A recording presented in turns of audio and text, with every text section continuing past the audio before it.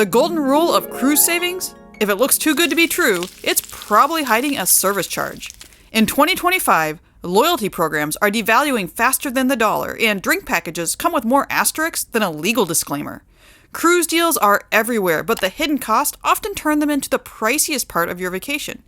Here's where saving might actually leave you spending more, and how to avoid boarding the ship to financial regret.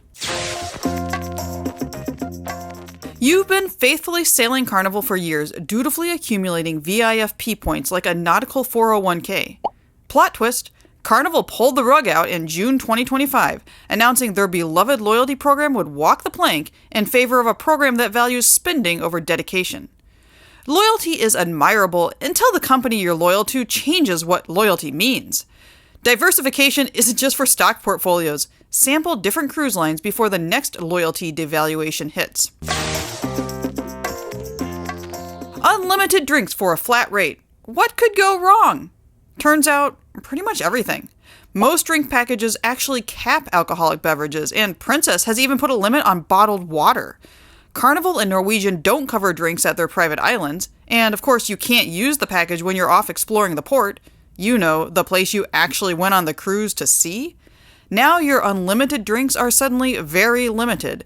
Unless you're planning to drink like a fraternity pledge on sea days to compensate, you're essentially paying for drinks you'll never order. Do the drink package math before you buy. Ah yes, the inside cabin, a windowless box where time has no meaning and you'll start questioning whether the sun still exists.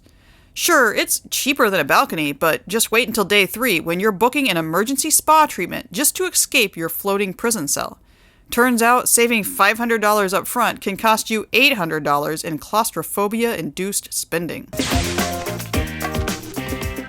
Some websites promise the same catamaran tour for $40 less than the cruise line. Sounds like a steal. Until the tour van breaks down, you're stranded at a roadside fruit stand and you watch your ship sail away like Tom Hanks watching the search planes fly past his island, except you don't have Wilson to keep you company. Cruise-sponsored shore excursions come with a guarantee. They'll wait, or they'll fly you to the next port on their dime. Third-party tours come with hopes and prayers. That $40 savings just became $2,000 in emergency flights, hotel stays, and the sinking feeling that saving $40 just cost you the entire vacation. You're morally opposed to paying $60 for the steakhouse when the main dining room is free. It's the principle of the thing. Fast forward to day 6, you've ordered extra entrees at every meal in a desperate attempt to find something palatable.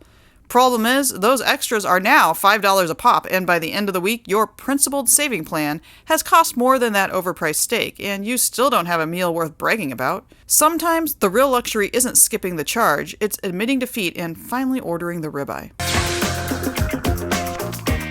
You're a free spirit. You'll book spa treatments and shore excursions once you're on board. Vibes-based. Adorable. Except every other free spirit on this 4,000 passenger ship had the same idea. And now the only massage available is at 6 a.m. with the trainee who just discovered essential oils. The good excursions sold out before you finished unpacking. What's left costs 30% more thanks to dynamic pricing, which is cruise speak for gotcha.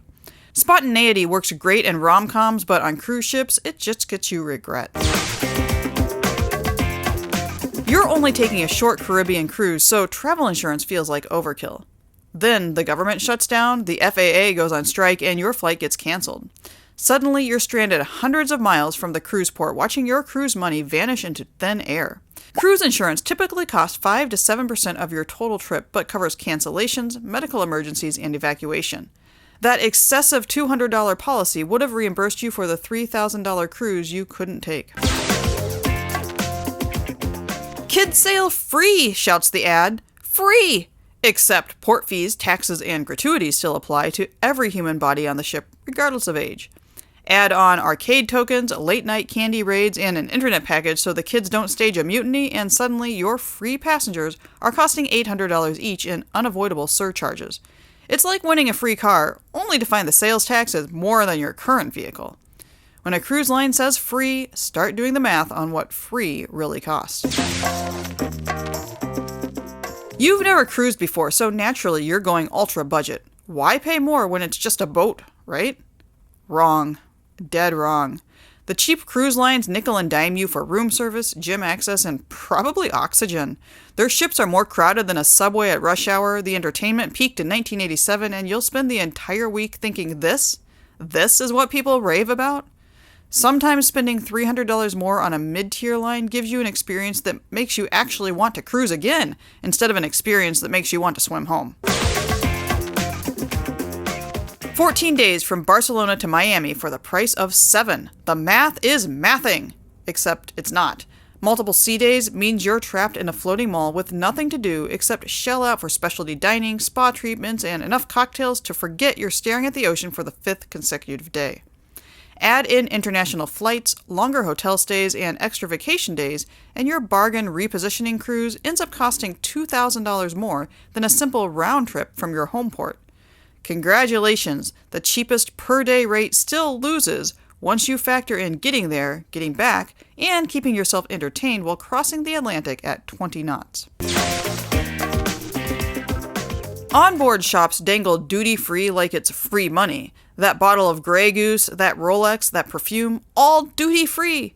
Except duty-free doesn't mean cheap. It means the store isn't paying import duties, which helps them, not you. That duty-free watch costs more than it does on Amazon, and the liquor selection favors brands that paid the cruise line for shelf space, not brands that are actually a deal. Pushy salespeople promise the deal of a lifetime. The limited return policy suggests otherwise. Onboard shops are just stores with better marketing and a captive audience who can't leave. You've heard the legend. Gamble enough in the casino and the cruise line will comp your next sailing. Free cruises for playing blackjack? Sounds like a winning strategy, until you do the math. To earn that free cruise, you'll need to rack up enough points, which typically means wagering thousands of dollars over multiple sailings. Sure, the cruise line might eventually offer you a discounted cabin after you've lost enough money to have paid for 3 full-price cruises. That complimentary balcony cabin isn't free. You funded it one slot machine pull at a time. Remember, the house always wins, and in this case, the house is shaped like a boat. Cruise deals are seductive, promising sun-soaked savings and all-inclusive bliss, but between the fine print, hidden charges, and creative definitions of free and unlimited, that bargain often costs far more than it appears at first glance. True savings aren't about snagging the cheapest ticket. They're about understanding the full cost before you find yourselves 7 days at sea, armed only with a credit card and a growing pile of regrets. Sometimes the best way to save money on a cruise is to spend it wisely the first time. If you found this guide helpful, or just enjoyed watching me dismantle some too-good-to-be-true cruise deals, hit like and subscribe. We're constantly sailing through the world of cruise tips, tricks, and honest reviews, from hidden fees to the best way to spend your time at sea. In fact, here's another video that YouTube thinks you'll enjoy. Go ahead and watch that next. And remember, no matter what cruise line you sail on, no matter what cruise ports you sail to, adventure awaits.